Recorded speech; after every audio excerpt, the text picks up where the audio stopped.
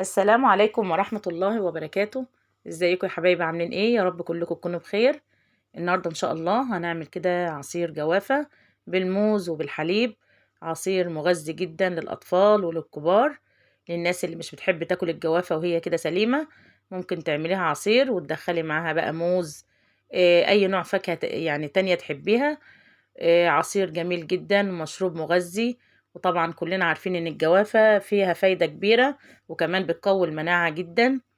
انا معايا 3 حبايات من الجوافة، مقطعاهم كده وشايلة كمان منهم البذر زي ما انتوا شايفين كده. علشان نعمل العصير نصب ونشرب على طول، ما احبش اقعد اصفي وكلام من ده، بنختصر يعني. وكمان نص ليمونة، هعصر كده نص ليمونة على الجوافة بالشكل ده.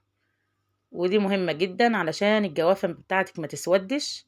حتى لو تفضل منك عصير وحطيتيه في التلاجة او كده، يفضل لونه زي ما هو من عصرة الليمونة دي، بتحافظ على لون الجوافة. هنزل كده بالثلاث جوافات او بالكمية اللي انت عايزاها على حسب ما انت عايزة. وكمان معايا حبايتين من الموز، هقطعهم بالشكل دون. عصير يعني مغذي جدا للأطفال. ممكن ان انت برضو تحطوا لهم في ازازة او في اي حاجة كده هم رايحين المدرسة. حلو جدا ياكلوا يعني، يشربوا العصير مع السندوتشات احسن من العصائر اللي بتيجي من بره. ومغذي جدا للأطفال. طبعا حطينا الجوافة عليها صابعين الموز، وكمان هنزل بكوباية وربع من السكر. لو مش حابة مسكر يعني ممكن تحط كوباية واحدة بس. وكمان هنزل يعني بنص حليب، يعني انا هضيف كمان للحليب كوباية مية. علشان يعني انا بحبه كده، بحب نص مية ونص حليب، او 3/4 حليب وكمان نضيف ليه كوباية مية. بيديله طعم حلو قوي قوي يعني.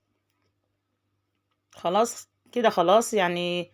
سهل جدا، ما فيهوش حاجة، ومغذي جدا جدا، ما اقدرش اقول لكم يعني. ومقوي للمناعة كويس يعني. على فكرة الدكاترة اللي قالت ان الجوافة بتقوي المناعة بشكل حلو قوي يعني. فعصرت العصير بالشكل ده، ونبدأ بقى نصب بقى في الكوبايات. بصراحة طعمه جميل جدا يا جماعة والله. حلو يعني، جربوه. اكيد معظمكم بتعملوه يعني، اكيد يعني معظم الناس بتعمله. حلو قوي للأطفال وللناس اللي مش بتحب تاكل الجوافة كده سليمة. طبعا احنا في ايام صعبة والعدوى منتشرة، يعني عايزين ندخل برضو لولادنا حاجات تقوي مناعتهم شوية، وفي نفس الوقت تغذيهم علشان العدوى اللي منتشرة دي بشكل كبير يعني. فبندور على اي حاجات فيها فيتامين او فيها يعني بتبقى مقوية للمناعة، وبنحاول نعملها وخصوصا الايام دي. يعني فصل الشتاء خلاص داخل علينا وعايزين بقى حاجات بقى تقوي مناعة الأطفال والكبار. ربنا يحفظ أولادنا جميعا. لو عجبكم الفيديو ما تنسونوش في اللايك والاشتراك في القناة. بحبكم في الله، والسلام عليكم ورحمة الله وبركاته.